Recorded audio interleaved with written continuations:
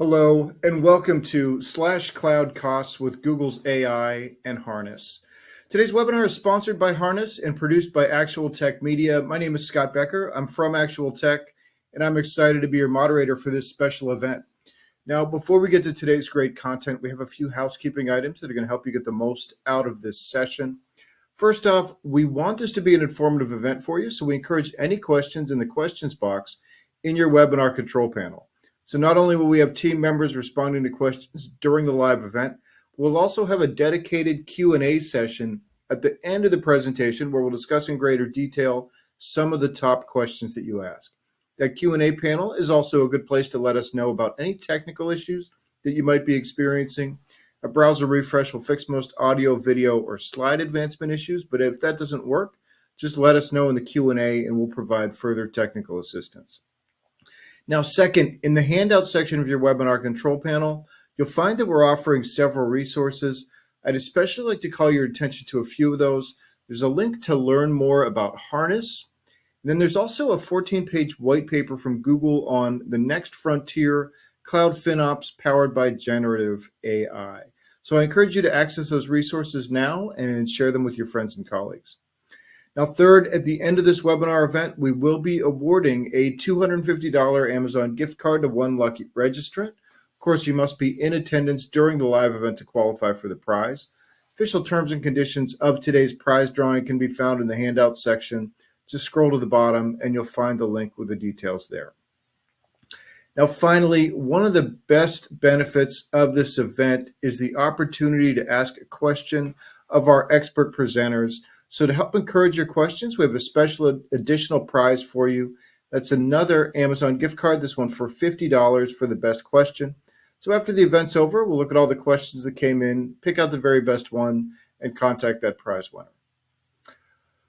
All right, with those housekeeping notes out of the way, let's get to today's fantastic content. So it's my pleasure to introduce you to our presenters today. Welcoming back Ravi Yadalam, who's Director of Product Management at Harness. And also we have Eric Lamb, who's Head of Cloud FinOps at Google Cloud.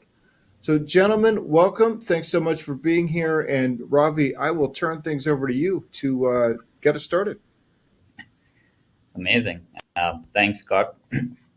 So, Eric, first off, thank you for joining us today. I want to take this opportunity to mention the close partnership that our companies, Harness and Google, have shared across various initiatives for a long time now.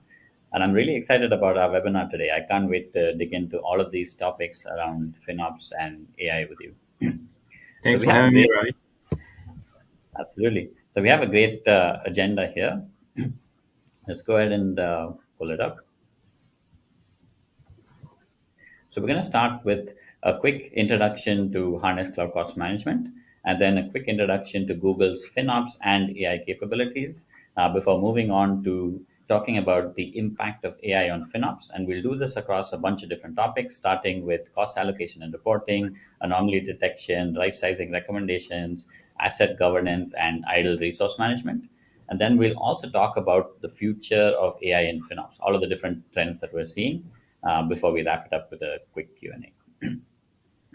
So let's dive into the quick introduction of Harness.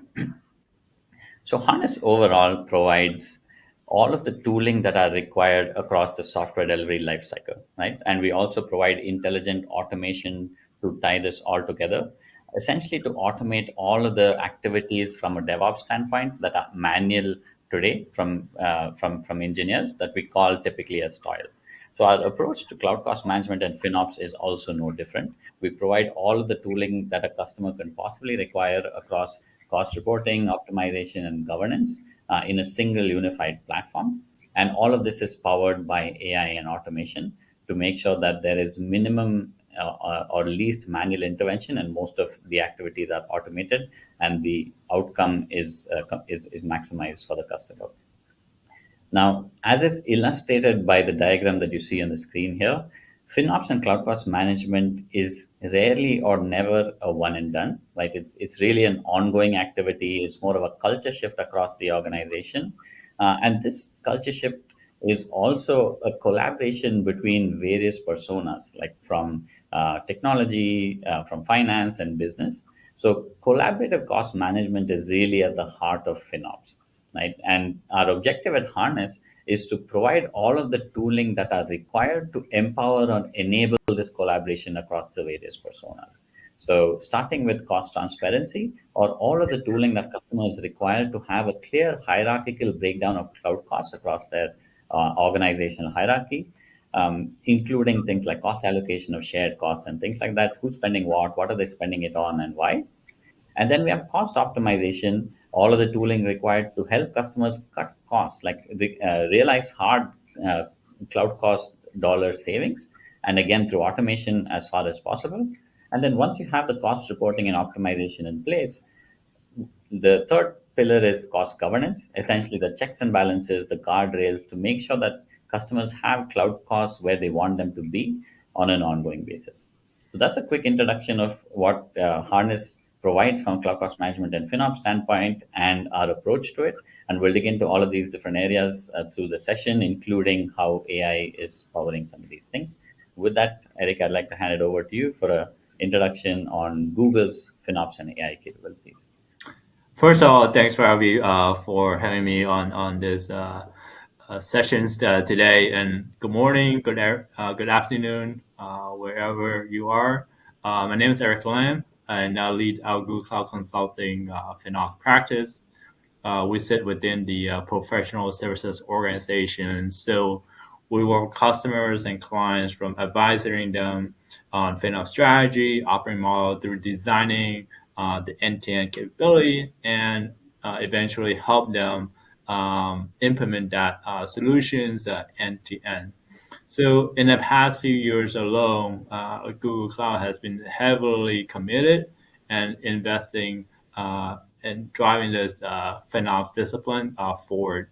And one of the early sort of commitment was partnerships, certainly with partners, but also with the FinOps Foundation, right? So many of you know FinOps Foundation is an open source community, and Google Cloud is one of the early sort of cloud service provider that fully invested in this sort of effort.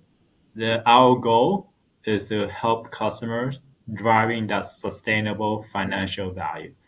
I really love what Ravi mentioned earlier, right? FinOps and cloud cost management is never one and done. To me, FinOps is a continuous journey and it's a continuous transformation, right?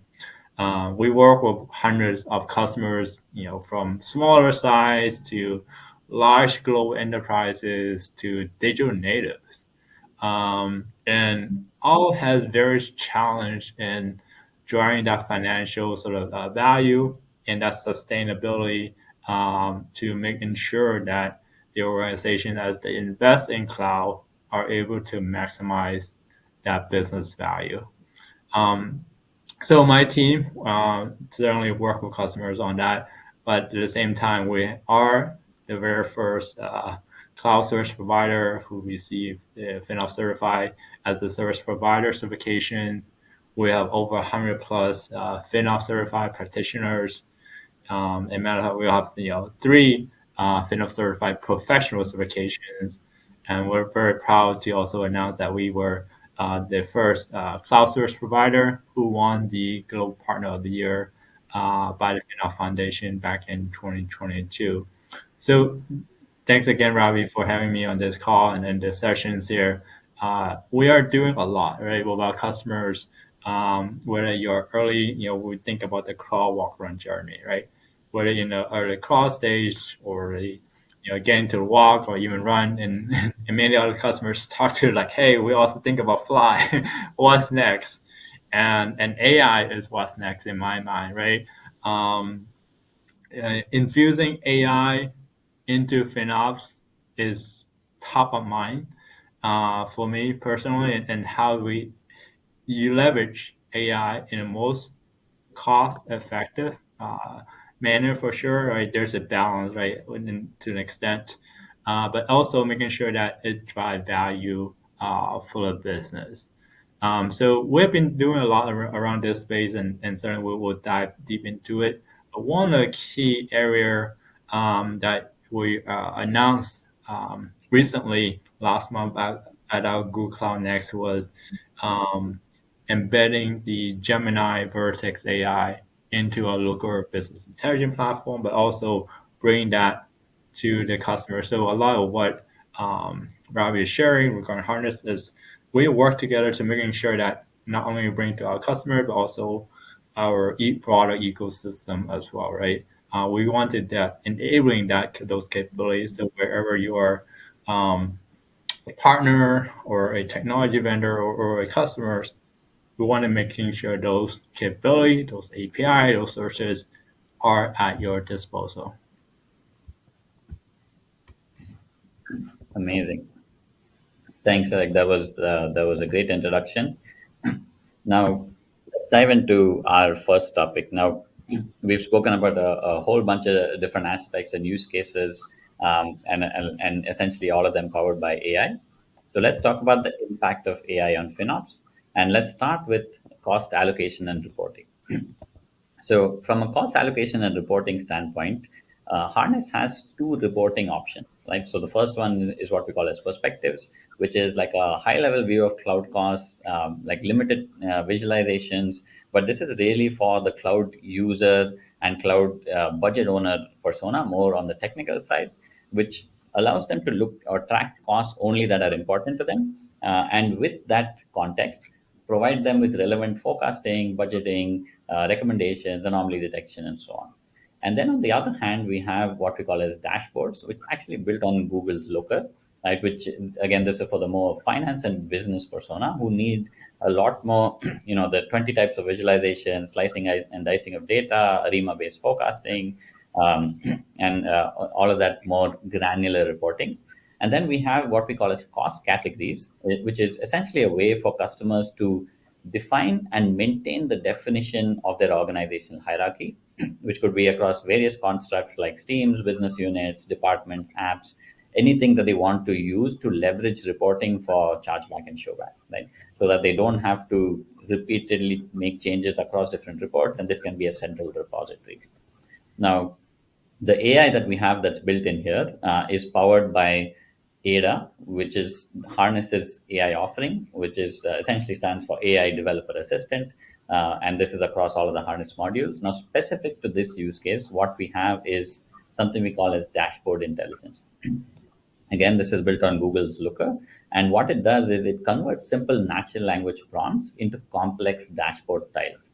Right. So what we've seen is Looker is extremely flexible. Our dashboarding capability that's built on it is extremely flexible and powerful, but it also has somewhat of a learning curve, particularly for more complex tile creation. And so this type of leveraging of AI to create these complex visualizations with simple natural language prompts saves a lot of time and has a lot of benefits there. So this is again, we leverage various LLMs and our own fine-tuned prompt. And several customers have seen a lot of value here. For instance, we have a large enterprise customer in the healthcare space, and their ask was to empower over 1,000 end users with complex dashboards and to be able to derive cost insights for their individual use cases.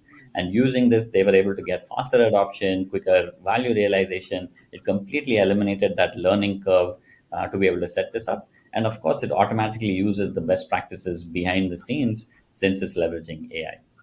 So, Eric, in your experience, what has been the biggest hurdle for cost allocation? And a related question, what have you seen as the highest spend service across the 50,000 SKUs that Google has? Yeah, no, great question. Before I answer those two questions, Ravi, I just want to point out earlier that you mentioned regarding using the Looker on Absolutely. sort of a platform. I love it, right? Because I think one of the key challenge that I have heard from many other customers, how do you scale cloud FinOps across the organizations? And certainly there's a number of other challenges, but what you are just share is the ability to use natural language processing as a common FinOps practitioner would know look ML or SQL query technical knowledge and able to provide that prompt and able to then using that to create and generate that visualization and dashboard, that is so powerful, right? And that's what excites the FinOps practitioners. And this is how you make it scale and make it more accessible across the organization, right? I think that's a very powerful capability, and I'm definitely very excited about that. So to that end, right? Once you have all those visualizations and all that dashboard, we do see definitely some of the highest spend Google Cloud service. I think is one depend on the customer's or organization maturity, right, in their cloud journey, and I think that plays quite a bit because early customers who are early on their cloud journey are typically gonna move and migrate, right, quote unquote, their workloads to cloud using more of a compute engine or Google Kubernetes engine, GKE, and a combination of Google Cloud Storage and BigQuery, or Cloud SQL, and so forth. So more infrastructure focus. So as a result of that, we typically see those are the top, handful, right, of highest spend, right, on Google Cloud services. And that's very common, matter of fact. And I think there's a lot of opportunity there. I think you mentioned earlier around cost optimization. It's a continuous discipline. And we see that as customers become more advanced and mature in understanding that Google services and ecosystem, they move up the stack, right, from more of an infrastructure base to platform, and eventually into the serverless architecture using cloud functions and whatnot. And that's where we see the most value. So the second part of your question was the biggest hurdle around cost allocation. So now you have a good understanding of where the spends are, and you want to allocate the cost back, whether in a form of showback or eventually want to recover that cost through chargeback model. When I think about cost allocations, there's a number of steps that's required. One, definitely you need a proper tagging and labeling strategy, right? In order to even understand how you allocate costs, you need to make sure you attribute all those costs with proper tags, proper labels, so you know where it's coming from, who's using it, and able to trace that back. But then the challenge there is for those services, there's going to be what we call, there's two buckets, right? One is the direct cost bucket for direct cost allocation, because like, for example, Google Cloud Storage, or compute engine, through the instance and so forth, and then you can then map and trace that back to do cost allocation. But then there's a second other bucket, which the FinOps Foundation also share, are the shared services cost bucket, right, or the indirect costs, such as networking, logging, monitoring, support costs. So how do you create a fair and consistent methodology to allocate those quote unquote shared services costs back, right, to the business unit or the product managers or product leaders and whatnot? So definitely those will be the key challenge. I think the good news there is Google and I'm pretty sure other cloud service providers as well, right, is on this effort to make that cost granularity, the resources level, more accessible and more meaningful, so that you can do better cost allocation, right? Because we understand that is fundamental to help drive FinOps, whether you're doing cost optimizations or understanding the anomaly, or you do forecasting. You need proper tagging, and you need to be able to allocate your cost. So those are some of the definitely the biggest challenge there. Absolutely, yeah. Those are great points, Eric, and I think our experience echoes that as well. And absolutely to your point, like having very granular, reliable cost data at a resource level, that's something that Google provides, including some of the enhancements that were announced at the recent Google Next, of making sure that data is available at source as quickly as possible. So these are some of the really beneficial things, even for us, as we build our tooling to enable customers to do this even across clouds for like things like shared costs and allocation of indirect costs. So, absolutely amazing. So now let's talk about cloud cost spikes, right? So Harness has a capability called cost anomaly detection, and here the we use machine learning to predict or forecast cloud spend based on historical patterns of usage and seasonality, right? So here we leverage models like ARIMA, and essentially what we're doing is we're using historical usage patterns to forecast what we think the cloud cost should be over time at the SKU level. And if the actual costs over time are deviant from this spend number that we think is typically business as usual, then we flag that as a cost anomaly, right? And really the machine learning is to do the accurate forecasting from a cloud spend standpoint at the SKU level. Now, this is something that's obviously like one of the most common use cases. You can't obviously be looking at dashboards all day. Like, you need to know when something happens, more proactively. It's one of our most leveraged features, both internally at Harness and across our customers, with the advantage being that there's no additional setup needed, as long as we have access to granular cloud costs. In fact, we have multiple customer stories, including one where we had a customer who had compromised credentials that resulted in huge costs from Bitcoin mining, and it was caught very early by Harness, and otherwise would have resulted in hundreds of thousands of dollars in cloud spend. Like, Eric, I'm sure you have many customer stories of your own. Maybe if you want to share some of those, and also like what are the most common reasons for unexpected cloud cost spikes in your experience? Yeah, I love the anomaly detection capability. To your point, Ravi, is definitely one of the most sought after and feature requests as well. Natively, and we also announced at Google Next, right, that we provide cost anomaly within the Google Cloud Console. Definitely, that's one of the number one requests from many customers. So spot on that. I think and then you also mentioned the BigQuery, the auto ARIMA, the ARIMA Plus model as well, and we do see that, right? It's such a powerful model that time series based, and that's perfect for detecting the anomaly based on the usage patterns, and then able to tweak it and whatnot. That's a very powerful solution for sure. I think as a result of these anomaly detections, right, and like you mentioned earlier, like 60,000 SKUs. Matter of fact, I was just checking before this alone, right, and figuring out which SKU, which services causing anomaly is like finding a needle in a haystack. So a tool and capability like this is 100% needed. What's most common for unexpected cloud costs, right? I think one is definitely not having proper guardrails and cost control in place, right? I think that's where we see where customer also see a spike in their cloud bill, and like then come back and it's like what's going on. So having that proper guardrails and cost control is so important, right? So we call it, policy as code, right? Defining all your cost control policy up front, understanding what are the trigger, what are the threshold, and then taking action on it, right? Whether it's sending a notifications or through an email, or actually when there's spike happen, right? What's the appropriate action to whether shut it down or whatnot. I think I personally have heard a lot of customer story around this space.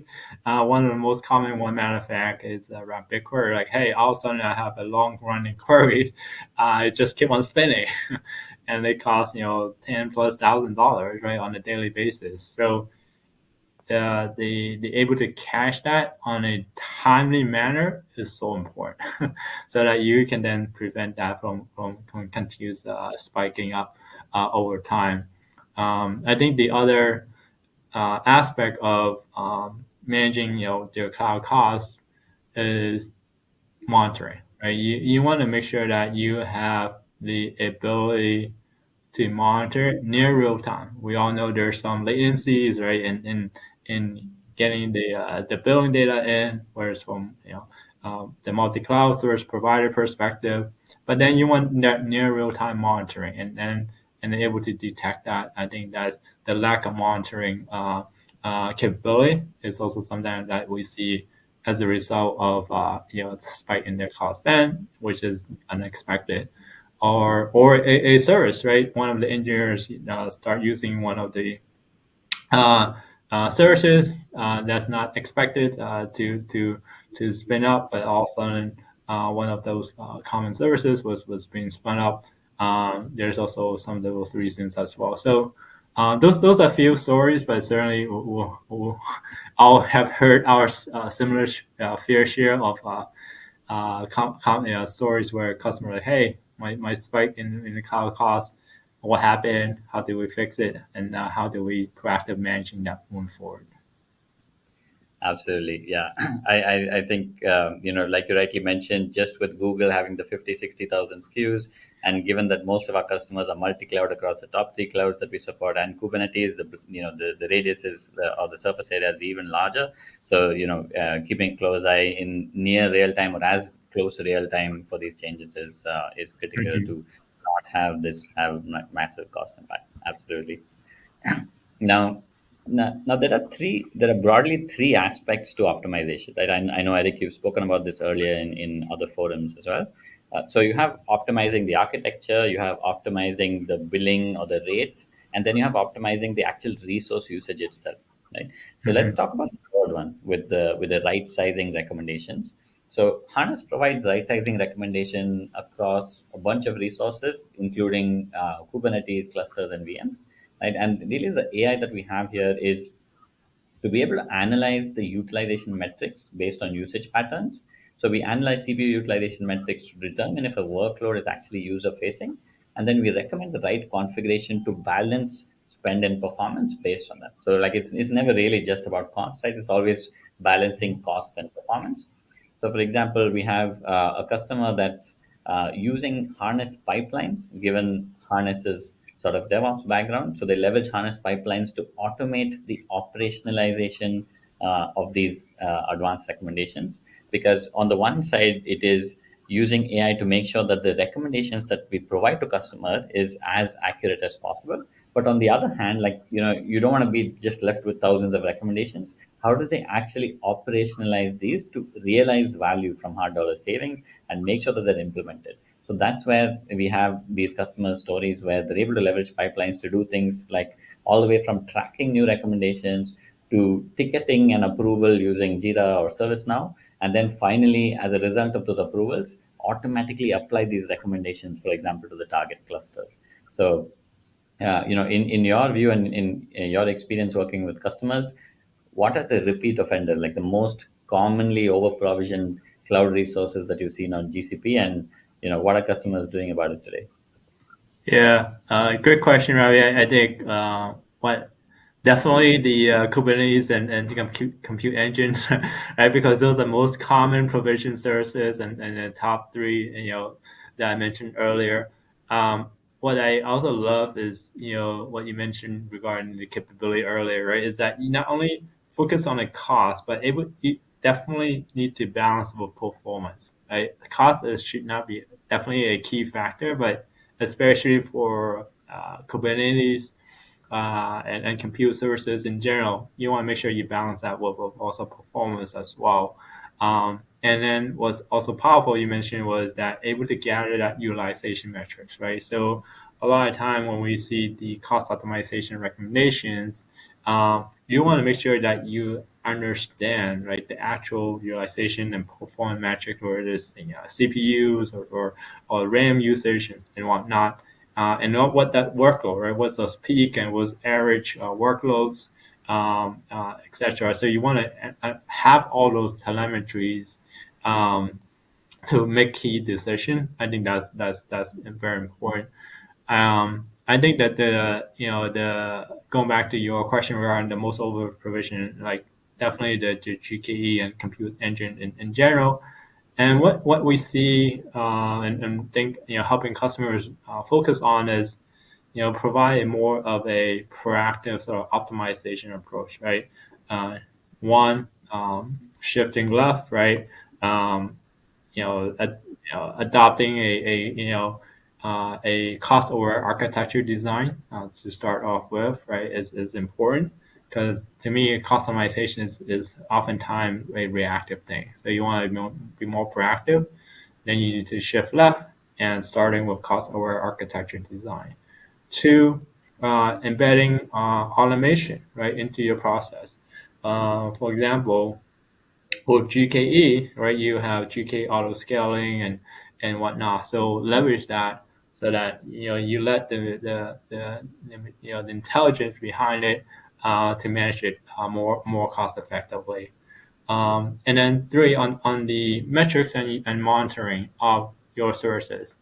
Matter of fact, one of the white paper we published around GK optimization focused on 4 golden signals, if you will. First one was utilization, right? Comparing what's your actual resource utilization versus allocatable resources. And then comparing your actual resource utilization against your requested resources, right? Second is like workload right sizing it, right? You talk about right sizing for Kubernetes and virtual machines. That's so important. And then figure out, right? The third one is demand-based downscaling. It's not just scaling up, right? You do need to scale down too to be more cost effective. And certainly the fourth approach is bin packing, right? So the whole idea of Kubernetes so they can do better bin packing to leverage better resources. So those are some of the common things that we are recommending, customers to take a more proactive approach, right, to getting that quote unquote shifting left, and certainly overall adopting the whole FinOps discipline. Yeah, absolutely. Those are some really, really important and great points, Eric. So, even when customers are leveraging the tooling we have around being able to track very granular utilization metrics across CPU and memory, run what if scenarios on based on historical utilization. If I make this recommended change for let's say at the workload level for requests and limits, is it going to protect the performance? Like, what's the impact going to be? Plus, on like you mentioned, to leverage the things like HPA and VPA to have these dynamic workload level changes, auto scalers for the nodes, bin packing to make sure that the workloads are packed sufficiently within the nodes as well. So all of these are extremely important. Amazing. So next, let's talk about cloud asset governance. So this is a capability with Harness that's actually built on top of the Cloud Custodian open source project. So what this really does is provides automated cost management across cloud resources. So it covers essentially any cloud resource, any kind of action, and it does this through simple YAML policies.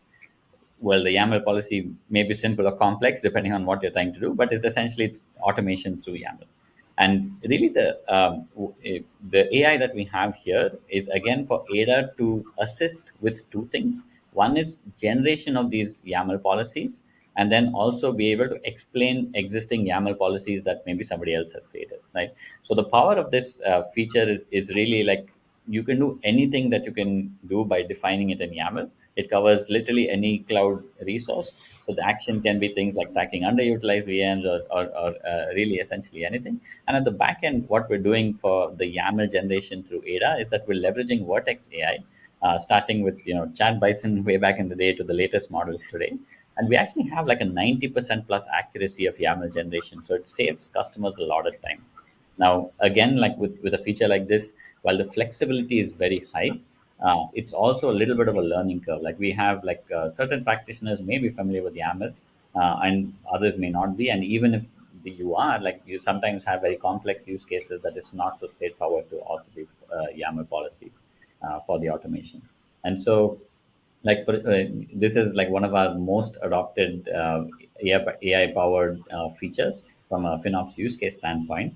So a quick customer example that comes to mind is we had an automotive software customer who was able to create hundreds of policies in like literally in a span of days, and this was for various cost management and optimization use cases across clouds, and they ended up saving multiple millions of dollars a year through this simple automation. This is on an ongoing basis, right? So very similar to like all of the other typical AI benefits. It was much faster adoption, quicker value realization. It completely eliminated the learning curve, and also it automatically creates YAMLs using the best practices of the behind the scenes at the back end, because it's something that we're able to empower. And this is for the YAML, new YAML creation. But also, if I want to understand a YAML policy that somebody else has created for a certain use case, this can also convert or explain what another existing YAML is doing in simple natural language. So essentially, the use cases that it supports is cleaning up unused resources, tracking over-provisioned resources, and even things like enforcing tag compliance. So it's an extremely powerful tool with a very wide coverage in terms of support. So, in your experience, Eric, how disciplined are customers with resource tagging? I know you mentioned you alluded to this a little bit earlier, and how useful can something like this be to enforce tag compliance, for example, through automation?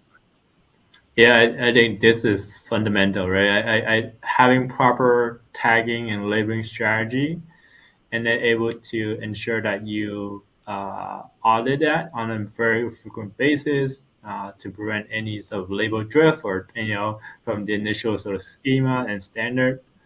100%. Like I think this is such a critical foundational to everything else that we talked about earlier, right? Whether it's cost allocation, forecasting, and whatnot.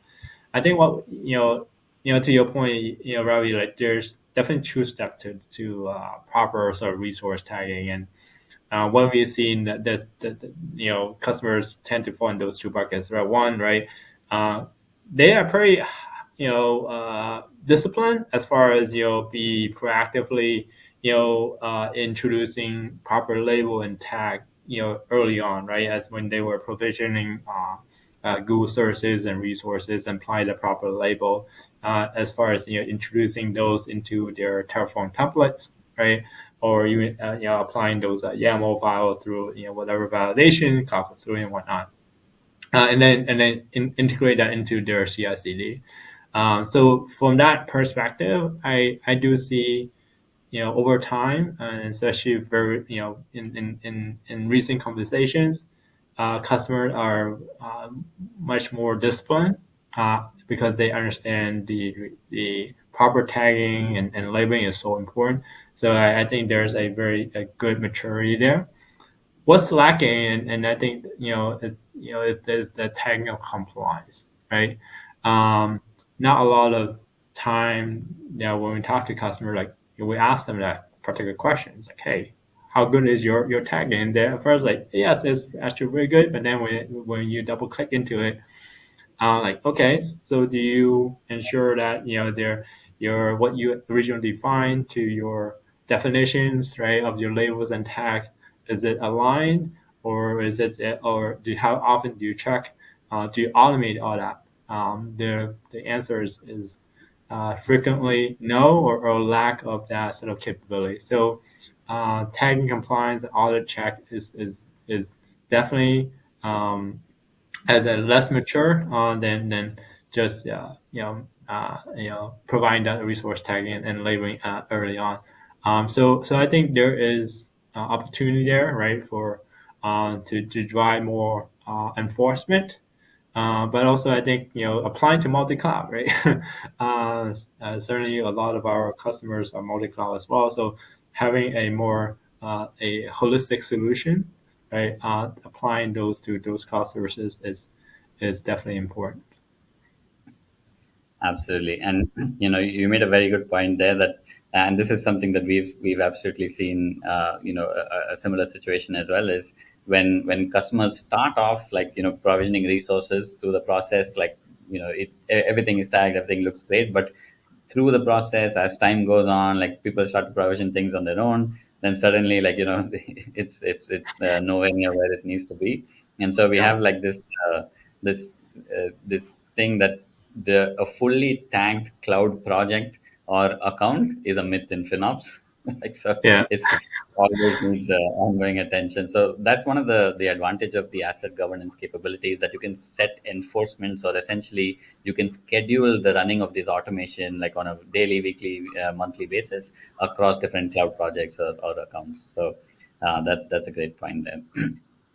Yeah, Now, I think the whole tagging 100% proper at every single resource is I agree. It's definitely a myth. I think it's sort of bringing me back memories. I'm dating myself, right? The whole CMDB, right? The configuration management database, where like, hey, I want to make sure all my IT assets are properly captured in the CMDB, and then my goal is to achieve 100%. Never, like I have not seen a single customer that has 100% up to date CMDB, even today. absolutely. Amazing. So finally, let's talk about managing idle cloud resources.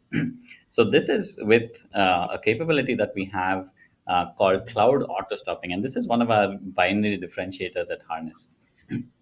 So what auto stopping essentially does is that it provides an automated way to manage idle cloud resources, and particularly for non-production or the lower environments, right? So typically, for since these resources are non-production and used by internal teams within the customer environment, they're typically used for maybe 4 or 5 hours, maybe 6 hours given in a workday, right? So even within the 8 hour workday, there's lots of idle windows, and then non-working hours, weekends, company holidays, they're completely unutilized. So if you compare that 4 to 6 hours of usage with the entire 720 hours in a month, we're talking about 20-25% of the month that is actually in use. And so you're talking about 70-75% of like just idle wasted cloud spend, right? So now, while typically today the only way customers have to address this is through static time-based schedules, the real world doesn't work like that, right? Like you have multi co-located teams, like you don't know, you can't predict when idle times occur. And also with these are hard schedules. Like if you shut down something, there's no way to access it, right? Without being inconvenienced. So what auto stopping does is that it solves both these problems, and it actually uses real-time activity signals to track usage, right? So it could be network traffic, SSH, RDP connections, background jobs that are running on the machine. And whenever it detects that these resources are idle beyond a pre-configured idle time, it automatically shuts them down or scales them down across VMs, Kubernetes, and so on for all the supported resources. But it also brings them up in real time, even if it's currently in a scale down or a stop state when new requests come, right? So you're able to not only save for the most granular windows of idleness, you also have no loss in productivity because the experience of the developers are essentially the same. They still have access to the resources at all times whenever they need it. So we've seen like over 70% cost savings with customers, and we in fact have a bunch of case studies out there as well. Like one example is we have a customer who provides software and services to the public sector, and they save 72% on non-prod compute spent across their VMs. So this is like many millions of dollars a year with auto stopping rules that are set up for like thousands of VMs, right? And again, the advantage here is that this is a one-time setup. There's no ongoing manual intervention whatsoever. So it's a really powerful capability that we've seen. So, what I wanted to know from you, Eric, is like, what have you seen as the cost impact of unused and idle cloud resources, particularly Mhm. for non-production and lower environments? Yeah, definitely. I think that's key, right? You mentioned, Ravi, the non-production and lower environment, because a lot of time, especially enterprise customers, like they tend to right, like shy away from doing some sort of like automation of shutting down idle resources for production for sure. So the focus on the lower environment non-prod is very important. I think definitely there's a lot of opportunity there. And to your point, and I love the fact that you agree, right? It just based on the static sort of schedule doesn't work, right, in real life. So you need to make sure that there's a dynamic and more robust sort of idle resource management end to end, because you want to enable your developer to be more efficient at any point in time. So that dynamic shift is very important. The second part is when we think about idle resource of cloud services, certainly top of mind is the compute engine and services, but also like imagine that you also might have like idle or unused sort of IP address, right? So you have a lot of external IP address attached to your compute engines, right? Those also cost money, right? And when you provision them, even if you use them not, right, there's just a cost associated with that. Or like even if for compute engine and services, you might have persistent disk that's not being attached. Or you might also think about like the other aspect of idle resources of snapshots and backups, right? You might be left it for a while, and perhaps there's also opportunity to clean those up and minimize those wastage. So definitely the cost impact varies, right? And I love, like you mentioned, one of your public customers who's like 70%. We do see a range between 24-40%, depend on the maturity, right, of that customer as well, and the ability to actual shut down unused services, remove idle resources no longer used and all that stuff. And I think it'll be a continuous learning in my mind to do this. There's always going to be something like that happen. But going back to our initial discussion, right, is the ability to monitor it, the ability to drive automation to it, and the ability to have that mindset, right? That whole cultural shift to embrace like, hey, this is a continuous exercise, right? You always have to go back and look through your architecture. Perhaps, right, it might be time to use another type of services that's more event driven, right? Things like that. Absolutely. I think Eric, you made such an important point there. So, and in fact, that's one of the reasons we've built all of these tooling into one unified platform. To your point, like, while this can be such a powerful tool for compute non-prod resources, like that in itself, in isolation, is not the whole picture, right? So, for example, like you mentioned, you first need visibility into your costs. You need to make sure your architecture is correct so that you're using the right resources and the right count of resources, and then you can make sure that the actual resource usage or the right sizing of them is fully done. They're not over provisioned. And then even when for the lower environment ones, the non-production, when you're auto stopping them based on idleness, you still have other resources. For example, you might have to create asset governance policies for like unattached disks or IP addresses and so on. So it's really like all of them coming together in one unified sort of FinOps practice. Amazing. So let's move on to our next and final topic. So let's talk about the future of AI in FinOps. I know as we expected, there's so many things to talk about, and so we're running a little bit short of time. But I'd love to dig into this with you. So I know, like you speak about these three popular areas, right? So one is you have the cost of running Gen AI, whether it's optimizing prompts and token consumption, or running on cheaper models first and only falling back on costlier ones if you need to, or even using cloud excess capacity for the compute that's being used for the Gen AI. Then second, you have the quantification of the value that customers are able to realize from Gen AI. How do you actually make sure that you are realizing value, and how do you track that? And the third is the ability to prioritize the use of Gen AI to actually be able to realize that value. Right, you need to be able to prioritize that. So, can you share your thoughts on these three aspects? Yeah, definitely. And with that, excitement and of generative AI and AI in general, right? Like you can just not get away with any conversation, not talk about that a little bit and touch on it. And we do see, right, and especially with the intersection of AI and FinOps, right? Whether using cloud FinOps for better management and control, right, of Gen AI, or using AI to enable FinOps at scale, right? So definitely there's those two key sort of initiative or momentum going on. I think going back to the first one, how to use cloud FinOps discipline to manage the AI investment and maximize that value.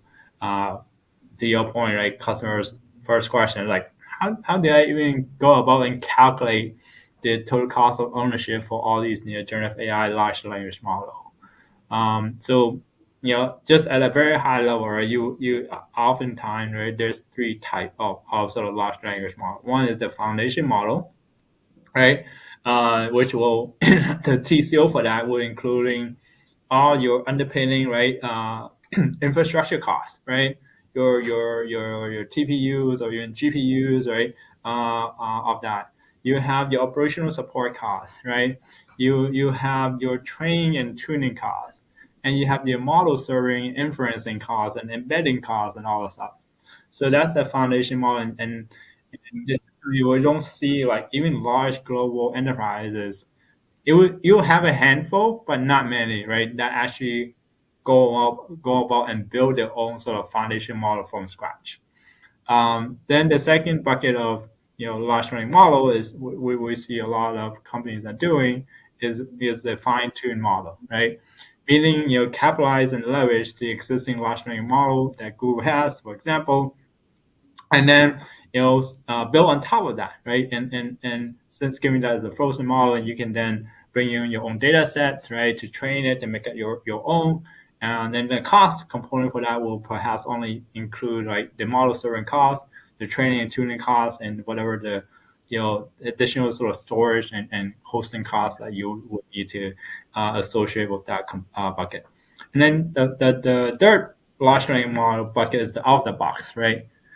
Basically, you calling the API, right? Whether it's through Gemini or whatnot, or the Palm Text Bison, right? API and whatnot. And it's just right. It's through API call and you get charged, right? So within Google, our cost model for that is per 1,000 character, right? In other sort of large language model, they call it tokens and so forth. So we do by the number of 1,000 input and output characters. So those are the three sort of costs, sort of component or bucket of large language model and how you should think about it. The second question around the business. So once you understand the cost, how do you actually quantify the value of these Gen AI use cases? We have done a lot of business case around helping customers and quantifying the value, but essentially it comes down to 4 key sort of metrics. One, cost and operational efficiency, right? Is the new Gen AI use cases driving more in potential, operational efficiency, able to reduce costs in elsewhere? 2, is it generating, business revenue growth, right? Is the new use cases generating new growth, new opportunity, new channels? 3, is it improving your customer satisfaction and experience overall, right? Whether it's through chatbot and getting more insight for the customer, make it more personalized. And then 4th value is market differentiation, right? Is this new whole Gen AI use cases, are you bringing a differentiated, capability to the market? Those are the 4 common sort of value drivers, if you will, for Gen AI. And once you understand the cost, the value, how should you think about prioritizing it? So we actually, for any new innovation from ideation through production and deployment, there are common 3 phases. First, you want to make sure you create a process to able to pilot your Gen AI use cases, right? And iterate through that, create a sandbox because you want to share new ideas from the business, from product leadership, so that you can gather all that. You don't want to stop innovation. You want to gather all that, but you want to make sure that you provide that in the sandbox, right? Fixed time, fixed budget. So to pressure test, the use cases is desirable. Once you're going through a pilot, the second phase is MVP. Then you're going to start building a prototype. You continue to validate the use case. You iterate through the design, understand the architecture, right? And then as you build your prototype, then you have better idea of what those costs are, right? Now you have a better architecture, a better design, what data set you need, what the training model look like, what the prompting look like. And then we create a cloud front door for Gen AI. Basically, it's an intake process to facilitate, the Gen AI governance, ensuring there's the total cost of ownership, there's the value, and there's the AI readiness to support it. And then we build a detailed business case to roll that into production, right? So the 3 phases: pilot phase, MVP, prototype build, and then eventually get into a production phase. Absolutely. Yeah, I think those are all really great points. I thank you for that. So there's one of the capabilities that we have on our roadmap from a AI and FinOps standpoint is we spoke about the cost category capability earlier, where customers are able to maintain their definition of their organizational hierarchy across various constructs. So one of the things that we're thinking about from a roadmap standpoint is how do we generate those cost categories on behalf of the customer in a fully automated way, leveraging AI, simply by looking at the resources, the context of the resources, the tags, the names, and so on. So that's one thing that we're really excited about. And the second thing that I also wanted to get your thoughts on is the forecasting of the cost of Gen AI, right? Like how can we extend the current forecasting that we use for cost and utilization of resources to Gen AI character or token consumption and compute usage that Gen AI requires? Yeah, it's a great question. It's not easy part to solve for sure. And I think the forecasting for Gen AI is going to be varied by use cases, right? Every single Gen AI use case is going to vary.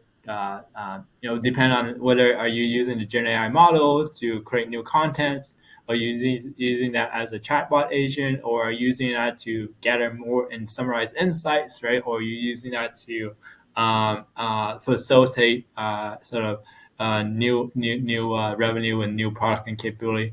As far as when we work with customer around this, and certainly that's one of the common questions. That's why I referenced the three-phase approach, right? Is go through that iteratively. You're not gonna get it right the first time, right?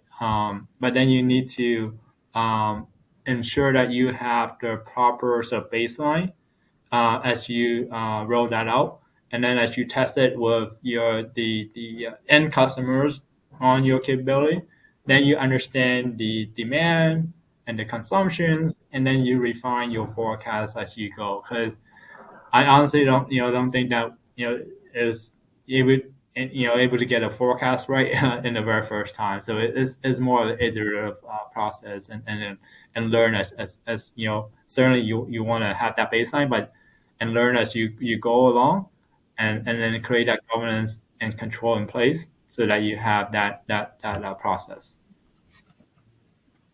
Amazing. Thanks. Again, like those are really important, great points there. So that concludes the final topic for us.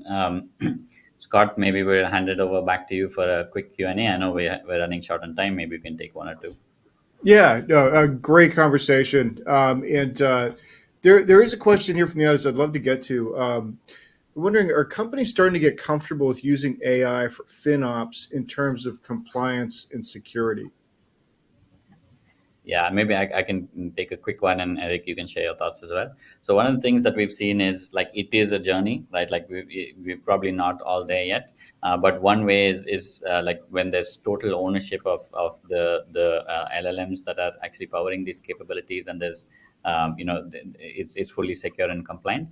The other option is also like to use Gen AI to convert some of these prompts into things like SQL queries, and only use those SQL queries, to retrieve data. So the actual data is not being fed anywhere, and then it's fully secure and compliant. So these are the broadly two things that we've seen. It's more of a trend from one to the other. What are your thoughts, Eric? Yeah, I agree. Right, I think it's definitely still early on, but I do see customers like, I mean, right, we talk about the cost anomaly, we talk about forecasting, right? That has been one of the key capability powered by AI in general, right? So that's already been infused into the FinOps capability. For me personally, what I'm really excited is certainly about how do we do more, like infusing AI and generative AI to drive FinOps at scale. My goal is that making FinOps, accessible to every single individual, and getting that to the hand, right, of those practitioners, so that every single services, cloud resources we consume in the most cost-effective manner, so that they can maximize their business value. That's what's important, and I think AI and generative AI in general can do that. That's to me that I think customers and many companies in general are getting more comfortable for sure as time goes by. With the introduction of cost, and now we talk about forecasting and all that stuff. Even the creation, right, of the dashboard, right, able to generate through a natural language prompt. Those are the early use cases that we've seen, but I do expect a lot more coming. Okay. Absolutely. So hopefully the future is all AI across all of FinOps. Awesome. Back to you, Scott. Yeah. So that's probably a great place to leave it. Although, I hate to stop here. This has been such a great conversation, but thank you both for all of your insights today. And this is just a fast-moving area, and it's great to hear from you guys about it. So thank you so much. Absolutely. Thank you so much. All right, and before we wrap up, we do have one more piece of business, and that is the Amazon gift card And as I get ready to announce that, I just do want to give a final shout out about the handouts. To find out more about some of the features and functionality that Ravi was talking about, there's a link right in there for harness.io. And then also the Google white paper. Eric actually was a lead author on that. And it's about the next frontier of cloud FinOps powered by generative AI. So last chance to grab those resources now before we wrap up. And as far as the $250 Amazon gift card, the winner is Matt Blackman from U.S. Virgin Islands. So congratulations to Matt Blackman. We'll be in touch to get your card. And with that, on behalf of the Actual Tech Media team, I want to thank Harness for making this event possible. I want to thank Eric and Ravi again for being on. And thanks to all of you for spending the time with us. That's going to conclude today's event. Have a fantastic rest of your day.